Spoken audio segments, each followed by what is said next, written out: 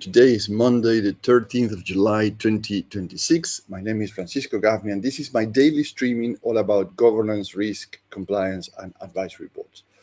Now, this week, I want to walk you through the advisory board operating system from a very practical angle. And we do practical angles all weeks, but this one is particularly focused on something very special.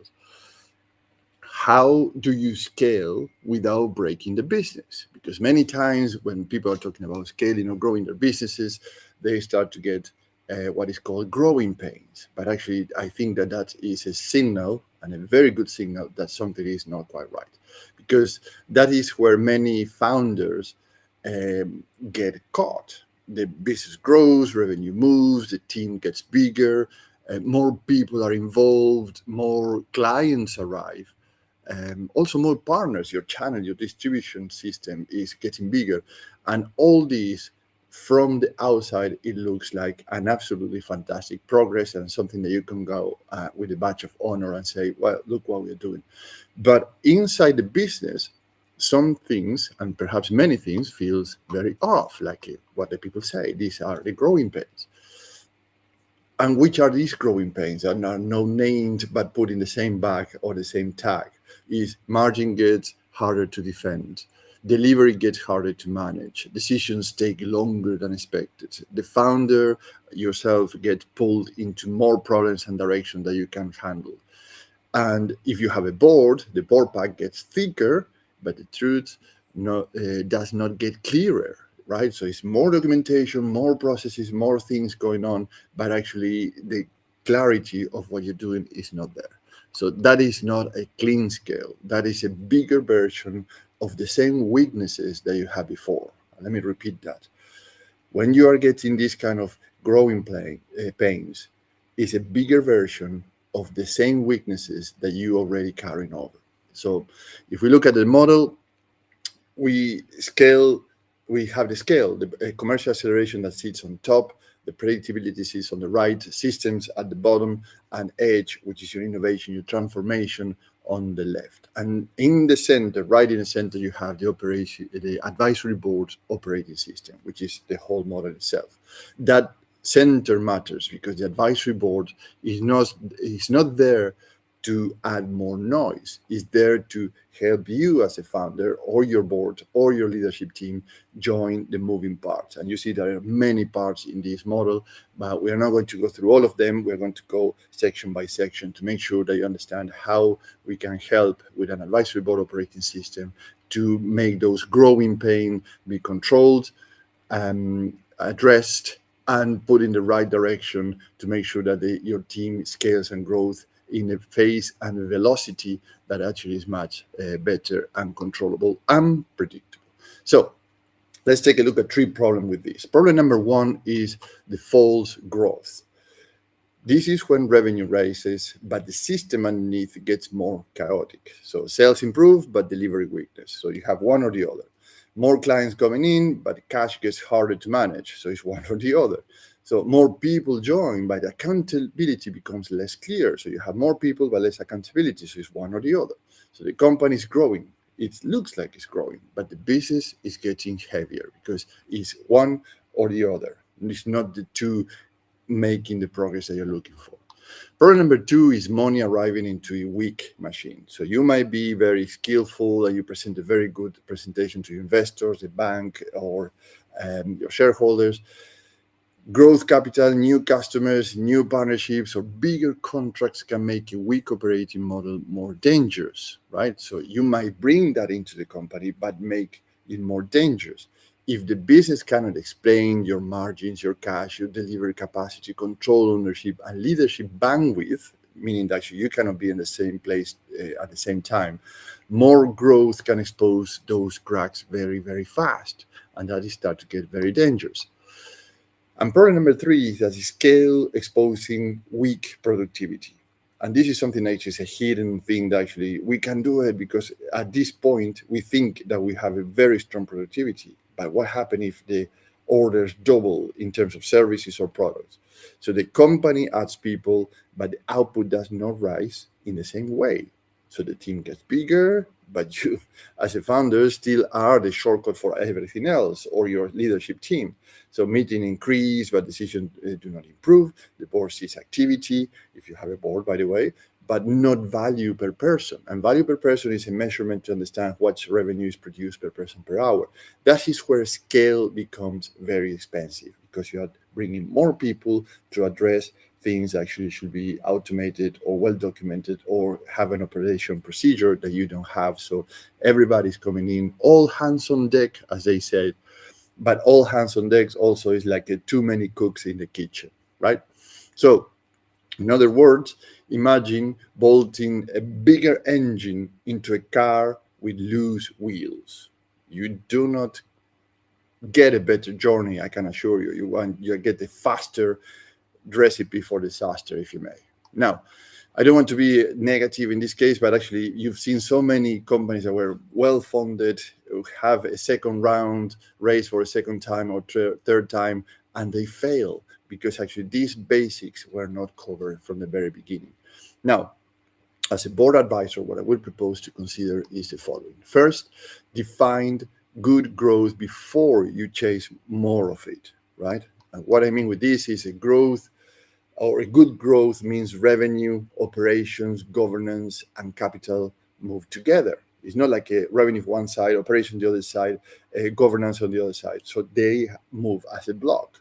And to do that, you have to ask a few questions. For example, can margin survive, right? So if we do this, can the margin survive? So if we do this, are we going to increase the prices, maintain the prices, or lower the prices? But at the end, it doesn't really matter which is a price tag, it's the margin. Can service quality survive, right? So we might say, okay, we can increase production, but at the cost of which quality? Also, your teams, because if you don't have the teams, you cannot produce anything of these things, services or products. So is the team ready to go through the strain of these situations?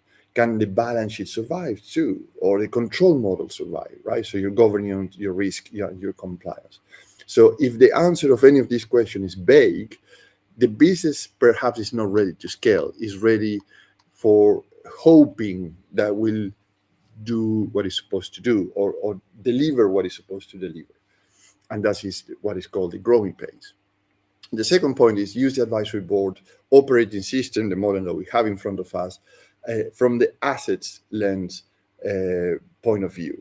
If in the scale part of the model, and let me bring the scale part of the model specifically for us today, which is this section. Let's focus on this. We look at brand, people, and partnerships. So brand is not just the logo, it's a promise the market believes and repeats that. We repeat that promise to the market, and markets reward us with more business. People are not just headcount, they are the judgment. And you say, what do you mean with the judgment? So the ownership and capability inside the business, that's the judgment, is the ownership and capability inside the business. And partnerships are not just friendly contacts, actually to expand and as a value resellers.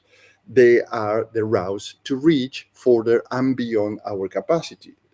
Trust, also they build trust and the capability that the business does not need to build one for that. And we have Sage, for example, that by 2027, their plan is to have 93% of the revenue through the channel partner ecosystem. Is there the 3%, 5% of the revenues, or 7%? I don't quite remember exactly the figure, but actually it's a very minuscule amount of revenue coming from their own internal teams.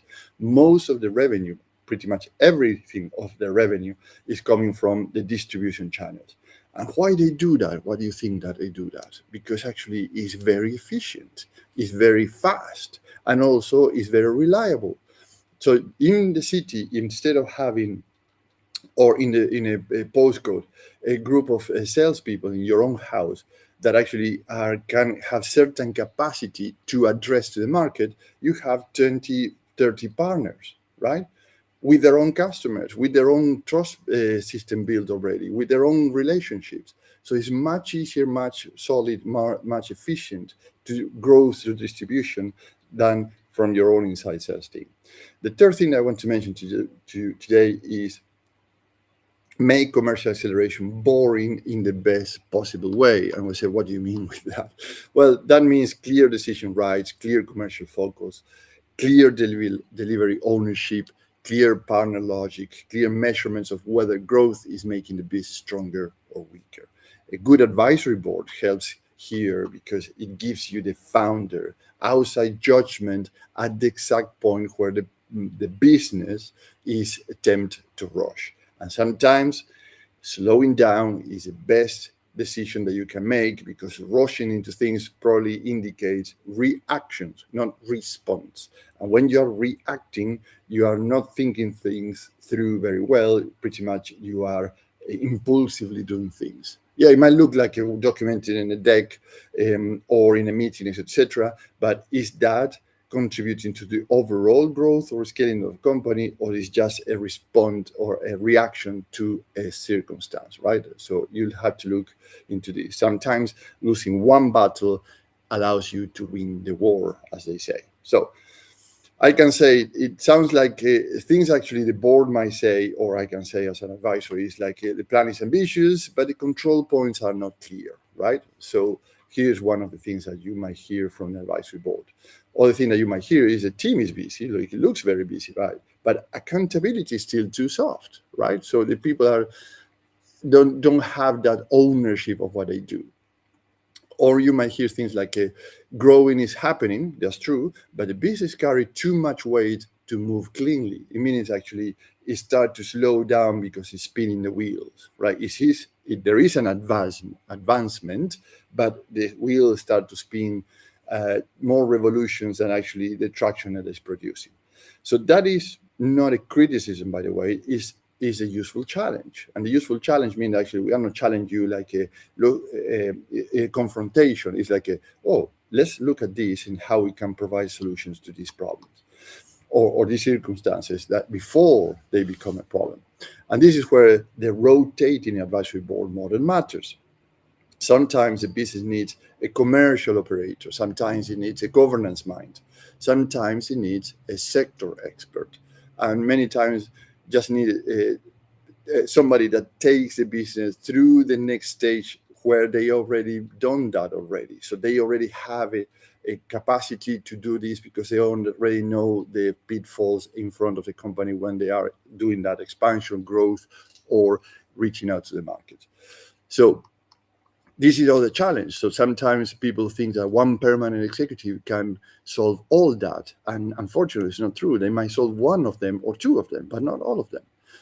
Or bringing a large consulting team may be the solution too, but sometimes the overhead is the overkill for the company. Or a static board can do or pull through these when they have already the whole history and the ways that the procedures up to this point, but they are running out of ideas. And this is this is not wrong, anything wrong with that. It's that sometimes this is what happens. You're running out of ideas because actually you're exhausted all the capacities and expertise that are around the table at that point. So an external advisory board can help you to unlock the next levels. So what do you gain working with me? Three things: outcomes, or business outcomes more specifically, differentiators, and risk reductions. The outcome is a discipline scale, and discipline is not a punishment. Discipline is a process, a system, a workflow, an operation procedure. The growth that lands cleanly in revenue, delivery, governance, and board confidence. The differentiator is a rotating international advisory board built around the company's current milestone and future milestones. So you get the right mix of experts, but faster than hiring one executive, with a lower overhead than a big consulting firm, not locked into one member, so we can swap member every 6 months as the work changes. And the risk reduction is the blind scale. The business avoids adding cost, complexity, and dependencies before the operating model is ready. So one action you can take today, and it's doable in 30 minutes or less, and let me show you our visual aid, how it looks like. And you can do it better, of course, if you like. Put your current growth plan on one page, and then mark 6 lines with a red, amber, and green. And these lines are margin, cash, delivery capacity, control ownership, partners dependencies, and leadership bandwidth. And here's the trick: you have to be 100% accurate with this, or as close as possible, and most of anything else, be honest with yourself, because this is your growth plan at the end. So if something is not sounding perfectly right for a green, just put it a number or red. If you have more than 2 reds, the issue then is not ambition, because ambition is already on the paper. The issue is readiness. Your company is not completely ready for scaling or growing. So let's pause it here for today and reconvene tomorrow, because tomorrow I move into scale and the commercial acceleration. I will look into brand, people, and partnerships, and why the business needs capability, not just more activity. Thank you very much. And if you're a leader, a business owner, or you have more than 50 employees and more than 10 million revenue, and you want an advisory board operating system that helps you scale without destroying value of your organization, let's have a 30-minute chat so I can understand where you're coming from, where you are today, where would you like to go, which kind of capabilities of an advisory board you're looking for, and will change the speed of your business right now. Have a